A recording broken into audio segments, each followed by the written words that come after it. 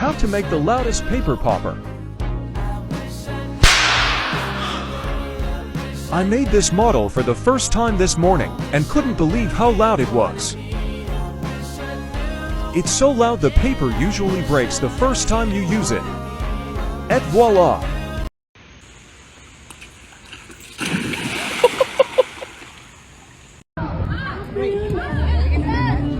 Let's high five. Tell him to give you a high Kayla, you gotta give him $1. He won't do it unless you give him $1. Wait, he knows? Wait. I guess we're bidet people now. What do you think of that?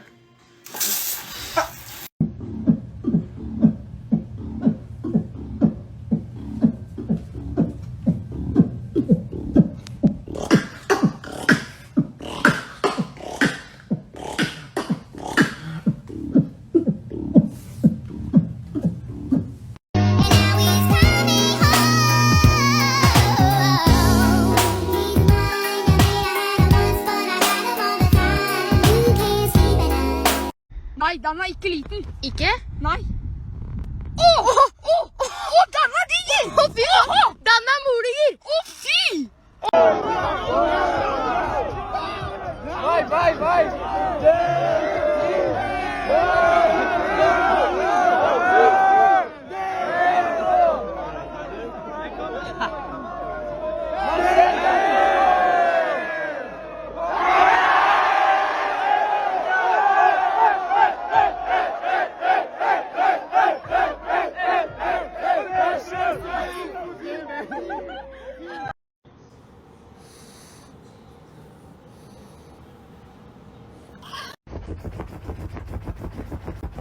No, use both hands at the same time like this.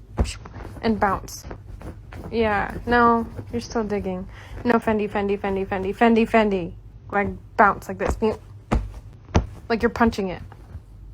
Yeah. There you go. But like stand up. Like stand up and punch. There you go. Good girl.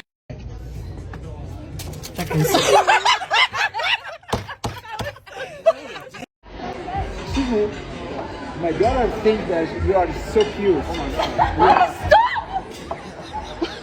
What's your name? Will, good to meet you, Will.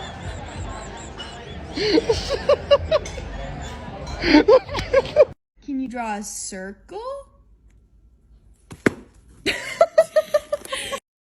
Well, I'll be damned. We are on the green box now. I got 4 good responses right there. This one says, what is the most problematic? Which one are you thinking? Oh, God. Pardon?